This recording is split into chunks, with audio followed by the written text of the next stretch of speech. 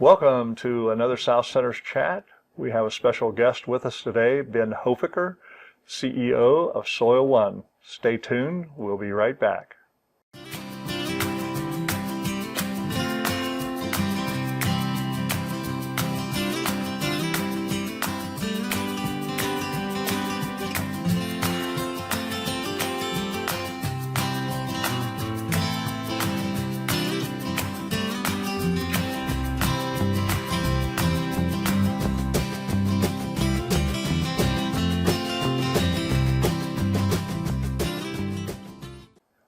Welcome again to South Centers Chat. My name is Tom Worley. I serve as director here at OSU South Centers, and it's a pleasure to host a special guest today, Ben Hofecker, who is the CEO of a startup company, SOIL1. And Ben, appreciate you coming down from the Columbus area and being with us. Tell us a little bit about, before we get into the company, really some of your background, though, that kind of led you in this direction. Thank you, Tom. My name is Ben Hofecker. I'm the startup CEO of SOIL1, and my education background is in business with a specialization in marketing. I started at Liberty University, where I got my bachelor's degree, and I'm presently working on my master's in international business from Ashland University, and I hope to attend and get a doctorate from OSU afterwards. We're excited to hear that, Ben. That's great news. That'll be wonderful. That'll be wonderful. Is the Ashland program a fully online MBA that you're in? It can be. It could be a mix of both. Okay. I believe right now I'm taking kind of a hybrid course at the present time. Okay. The big thing about it was the study tours, and we'll get into some of what happened from the study tours that have affected SOIL1. Right. And our relationship here with OSU. All right. I'm excited to share that. Very well, very well. And you're from the Central Ohio region, I think is where you grew up as a young man? I grew up in Hilliard, Ohio, and I got to see that area move from a farm town to a suburb, and so I have a little bit of experience in both worlds. Right. Well, Ben, tell us a little bit about how your company and yourself became a little bit connected with a program we have here at South Centers, the Soil, Water, and Bioenergy program, and how did that kind of come to be? Well, I started out my career in, we were working mainly with remote sensing and drone work very early on. We were soldering circuit boards, we were trying to match up sensors to different things, and we stumbled into the world of precision agriculture. And that opened up our eyes kind of to this new technology, a new application. We had an experience where we ended up at the Virginia Tech Smart Field, and at the Virginia Tech Smart Field there were two people who attended that year. It was our team and Jane Irrigation. And Jane Irrigation, as many of you know, is one of the largest manufacturers of irrigation equipment in the world. So we were this little tiny mouse with this giant elephant attending and looking at this smart field, and they introduced us to a new paradigm in precision agriculture and soil. Okay. It was that the developing world was much different than the North American market. In the North American market, we think of in terms of automation, in terms of high yields. Like how do we edge up that yield just a little bit? And when we started talking to them about the developing world, it became very evident that it was a different world and they had different needs than we did. And one of the things we learned was a simple tool in the hands of their farmers or in their hands of their crop consultants made all the difference. At the time, they were looking for moisture sensors and things like that. So we had this paradigm shift in the way we were thinking about precision agriculture. And we started on this journey, and one of the things we did was we went back to some of our partners who we had worked with previously. We had talked to OSU. Okay. We had worked with their technology commercialization office at the time, which has now become largely enveloped by the Keenan Entrepreneurship Center. So we'd worked with Cheryl Turnbull and Jay Dahlman before, and we went to them and said, okay, we've seen this need for technologies. What technologies are there at OSU that aren't being explored commercially? And then we took some of those technologies and did a focus group with them. And It was put on by the Dayton region, and we had at Shiftology, Melanie Wilt did it with a series of local farmers, and the feedback we got was not so much we want to know what's happening from the air. We don't want a complicated, multi-page readout. We want something that summarizes. And the big things we want to know about are what's in my soil and what's in my plant. Okay.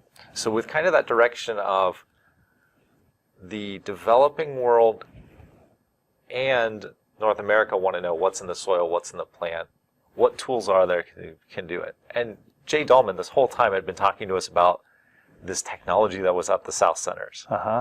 And it was a very simple solution, on the surface. It was, we have this test kit. You should look at this test kit. You should talk to Dr. Islam. We think there's something here. And it's largely gone overlooked in maybe not in the agriculture no-till community, but in other communities. We think that there's an opportunity here. Yeah.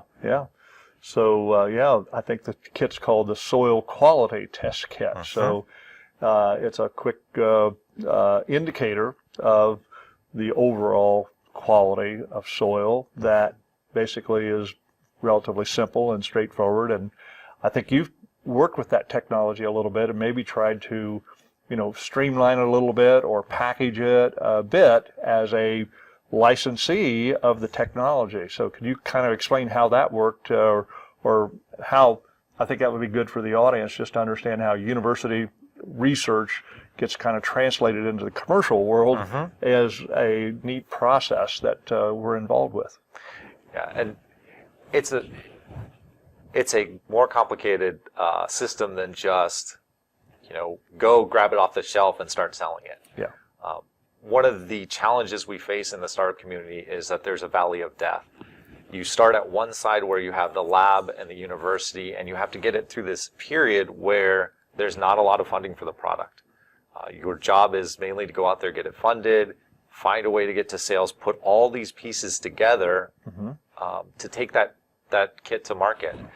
And it's a very different business skill set than running a large corporation. That's why whenever I talked to you earlier, I was like, I call myself a startup CEO because that's different than a CEO. Sure. Yeah. So at OSU, the process is, we were going in and meeting with them. We identified the technology that we were interested in. We talked to the inventor, and then from there, we signed a licensing agreement with OSU for that technology, the Soil Quality Field Test Kit. We also have now signed a license in the past month on the Soil Organic Matter Calculator, which we can talk about how that fits into the kit later. Okay. So the process was license it, then we had to set up a laboratory. We have labs at Rev 1 presently, Rev 1 Labs. Okay. And start learning how to manufacture and translate, what was done in the lab at OSU to an actually manufacturing process. Okay. And, it was a lot of fun and a lot of challenges along the way. With more to come. With more to come. we put it into a little test kit. We have a more durable box for it. We have some instructions for it. We waterproof the instructions. Okay. Great. There's just a lot of little things along the way. Great. But you see the market for this worldwide, and maybe especially in developing areas, or applicable all across agriculture around the world? I think there are two applications. I think North American and the Western developed world, there's a big application, and that was a challenge to develop on its own. We found that there was a resolution concern, which Dr. Islam had solved with, in a prototype stage, a photimeter. So instead of having 4 ranges of soil health, we had a total of 60 ranges of soil health. The challenge with that was, at one point, we bought out the entire North American market of these photimeters. Oh. We bought 10. So there was a supply chain issue there, and we've worked. First, we started trying to develop one. Then at the same time, we were identifying ones that had the same parameters that were available commercially. And we fortunately found a startup that had one. And we're at the point now where we're calibrating that to Dr. Islam's work, so that we can provide that level of resolution. Right. So, you know, in North America, resolution, we'll get into carbon markets, I think, a little later. There are just some different needs that are different than the rest of the world. In the developing world, what we found is a lot of these countries don't even have soil labs. So the idea of getting soil tested is just such an expense. We'll also talk about our relationship with a company called Albo later, and one of their challenges is, even being a corporation out of Israel, getting tested in Africa is an expensive proposition for them. So over there in the developing world, without soil labs, without this opportunity to do lots of testing or on widely available testing, having 4 parameters makes a huge difference. It lets them make decisions. It lets them train people. It lets them teach people. It lets them measure their results. And, you know, even another problem we ran into at the Farm Bureau convention was we learned that there are problems with counterfeit fertilizers. So you could be adding a fertilizer, they could be cutting it with salts to be able to make more. And what it's doing is ruining the soil. Sure. But if you can't test that at the time when you purchase it, or you can't measure those results long term, it's continually having this negative effect. So to us, it wasn't just a matter of creating a test kit, taking it to market. This whole mission started becoming about food security, about global security, about feeding the world, and not so much about making money. So it's been a wonderful journey. Very well, very well. Well, I think that one of the relatively new words, at least to me, who's been around agriculture most of my life, but is the term regenerative agriculture. Could you just kind of explain what that involves, what that means, and maybe how some of what you've just spoken about in terms of soil quality and testing soil quality figure into regenerative agriculture? Regenerative agriculture is this concept of building back soils and building back topsoils and adopting procedures that build and change the health of the soil. We see a lot with crop rotations, with cover cropping. All these different practices add to it. That's part of the genius of the soil organic matter calculator that OSU developed, was it created this tool for farmers to use and utilize and start to model ahead of time what their results could be based on the soil quality field test kit. And so our hopes is that this test kit with this technology can basically create a platform for discussion and for research and for application of regenerative agriculture practices, that practice of building back the topsoil. Absolutely, absolutely. And we have kind of leading edge farmers here in Ohio who have succeeded at this already pretty much through a generation.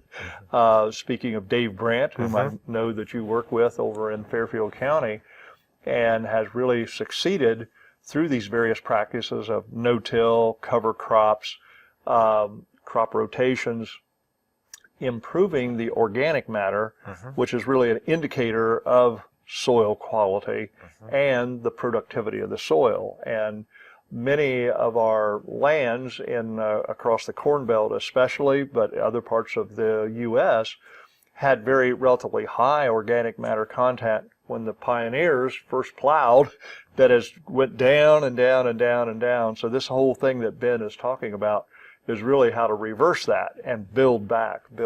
And without getting too elemental, our human existence depends on that topsoil. That's what produces the food chain. That's the big step in the food chain that we rely on to produce all of the things that we enjoy on our dinner tables and in our supermarkets that is available. So certainly regenerative agriculture, that's a couple words, but it really means a lot of things.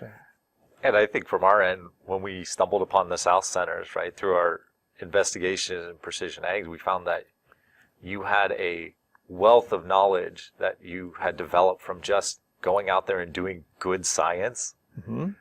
And you had this 30 years of experience, like a head start on it. And it's really reaching that time in the market where all that's coming to bear. And it's just exciting to see what you've all accomplished and celebrate it. Well, appreciate your compliments on that. And we're going to keep working. That's all. There's always more to be done. You know, one research project always leads to 3 or 4 more, it seems as though. And our program leader, Dr. Islam, is very good at trying to seize on those opportunities. So another kind of term that audience may or may not be familiar with is carbon sequestration. And kind of put that into the equation for us, Ben.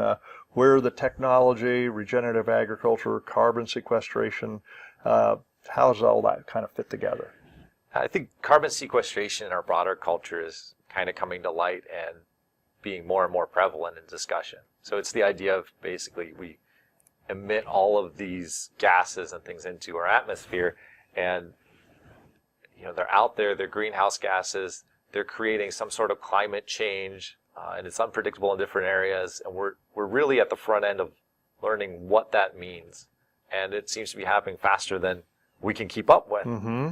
Mm-hmm. And so the idea of carbon sequestration is to take that and put it back into the soil. Crop rotations, cover cropping, these are kind of techniques we're using to build topsoil. And by that I mean we're taking those gases out of the air, we're putting it into our plant, and then we're moving it to the soil. Mm-hmm. Mm-hmm. Great. Well, I think I'm not sure you used the word greenhouse gases or CO2, mm-hmm. but obviously the C in CO2 is carbon. Yes. And the idea is that as we have industrialized and emitted all of these greenhouse gases, CO2, that's what affects the way clouds form and the thickness and the prevalence and so forth. And so trying to bring that carbon back into the soil where it originated from is a big part of what mankind's future kind of depends upon it, the way it sounds, or at least the life as we know it. And we're looking way out there into the future, I realize, but appreciate you getting into some really complicated territory with us today, Ben. And but your products figure as a part of the tools in the kit that can be address some of these major forces that we are encountering. Yeah, so the kit is for soil health. The kit is for building and growing the health of your soil. So in order to do that, we're trying to capture that CO2, capture those gases, and capture like nitrogen and move that down into the soil, move that down into the root system so it's available for more plants and available for us in turn to eat and consume. Absolutely, absolutely. Well put, well put. Well, tell us a little bit more about the licenses globally that you've been engaged with your company, and patents and international markets, and you have maybe a strategy as a company, as much as you want to share with us today. That would be great to hear about. Yeah, I think I can share some of that with you. As part of the licensing process, there is at the front end, there is getting the patents funded, and there is which countries are you going to file in. And we've been able to file in the U.S. for a patent on this pretty broadly, which is rare to be able to file as broadly as we were. We also were able to file in 6 different countries around the world. Our present strategy has obviously shifted. Right? During the past 2 years, it's been hard to travel overseas and get that contact we need in other countries. So we've shifted a lot. We're ended up targeting 2 main places as our break-in point for the international markets, which is India and Israel. And Israel came about because of the international travel trips that I had talked about with the MBA program. And it was a fantastic opportunity. We were over there in the land. We had actually met with startup companies. So I got to see Hargle Industries, which is doing grasshopper farming. And then one thing I noticed is while we were traveling around was that I wasn't seeing no-till. I wasn't seeing cover crop. I was seeing tillage. We were up in the Golan Heights, and there were big tractors like in the U.S. just ripping through the soil. Oh, okay. And it was amazing because I listened to Dr. Stavi's interview on the way over. Okay. It was great. And I was shocked to see that these regenerative agriculture practices weren't there because it's such a part of their community. The idea of building back the land, leaving something for the next generation. Right. It's very much in their culture to do. Sustainability, the next generation. And it's the next step, but it hasn't happened yet. Okay. Wow. Well, that's neat. I didn't realize that the kind of the initiation of what's happening with Israel stemmed from your studies as part of your MBA program. It was an unintentional consequence, and it fits with our company. Terry Hofecker, who's my father and one of our board members, always do business with people you can trust, right? Yeah. He has worked over there for years as an archaeologist, so he's been in the dirt. He knows a lot of the different people over there. He's done business over there in different fields. So it was this natural alignment. Right. And then we came back here and started talking to Dr. Islam, and he's like, you need to talk to Elon Stavi. Dr. Stavi is one of their leaders in this. You need to talk to him. And that's kind of where I know you're probably next going to ask me about the climate smart agriculture seminar over there. So that's where that came from. It was these different relationships. It was your work with Dr. Stavi. It was these relationships that had built up that just started clicking, and this need over in Israel. And we're excited to bring together. We're trying to bring together different speakers. Right. I'm trying to, right now I spoke to Ag Launch, which is a startup accelerator in Tennessee. Wow. We're trying to bring them along with us on this journey. Oh, excellent. So, just to get a little further in the Climate Smart Agriculture Seminar, that's planned for next year in 2022, is the program that Ben is speaking about. And Dr. Islam is involved, and your company is involved. And the relationship with Dr. Stavi originated from his time at Ohio State University and connecting with Rafiq Islam, our soil scientist down here, as he did most of his work on the main campus, I think, in Columbus. But he and Rafiq established a relationship, and he visited here and so forth. So it's amazing to see how connections can work in far distant places, when people are really looking and staying alert to opportunities and how they can fit into that. And I think you also have a culture of helping people. I was honored enough to be here for the 30th anniversary. We're glad to have you here with us. And President Johnson, expressed kind of her view of giving back to the community, and that the South Centers is part of that. And I think that's been in the culture of the South Centers. Yeah.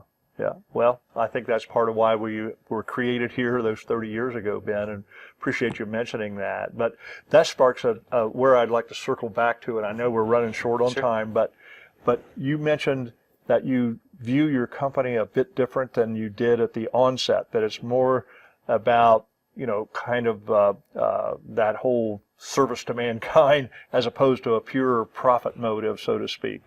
And do you want to elaborate any further on that, how you see that? I think it's pretty obvious from the things we've talked about. There's a lot of potential to improve agriculture productivity and people's livelihoods and sustainability. But yeah, I think that's become a personal and a cultural calling of our company. Wow. Whenever you start with the idea that in 2050 we're going to have so many more people on the planet, and that they're not going to be more fuel efficient when it comes to food. So we're going to have this demand that eventually is going to outstrip what the U.S. can provide the world. And, when I started looking at it, the more and more I learn, I see this place in both business and personally where we need to shift our thinking to, one, how do we improve our soil health and our yields and our contribution to nutrition, but also we need to start moving our technology and know-how that needs to be part of the products we export. We need to keep developing it, right? But it's not just a business imperative. It's a moral imperative going forward.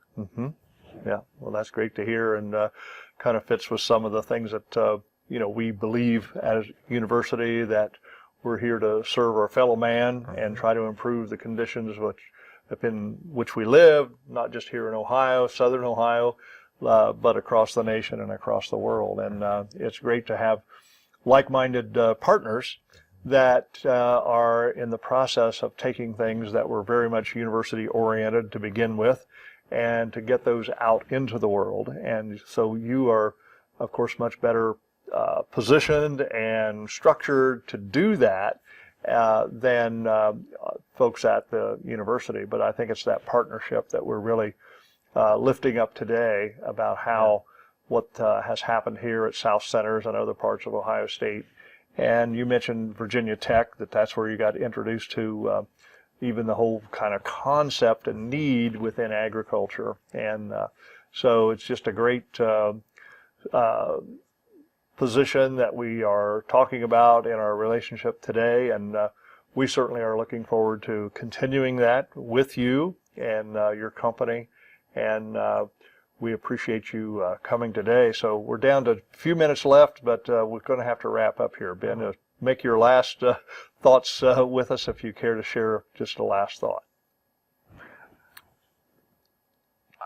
I think my last thought is that this is all work that we can work on together. That this is, like I said, a calling, a challenge for all of us to do, and it's one where we have to be united overall. And I think the opportunity in Israel coming up is an opportunity for that there's a conversation and a commonality that is worth exploring, and I look forward to doing that with OSU. Great. Well, we look forward to it as well, Ben, and we appreciate the work that you're doing and how far you've taken it through some mighty high hurdles from our perspective, in terms of the patents, the licensing. So appreciate you being on with us today. Hopefully we can do it again one of these days in the future. I look forward My guest has been Ben Hofecker, CEO of SOIL1.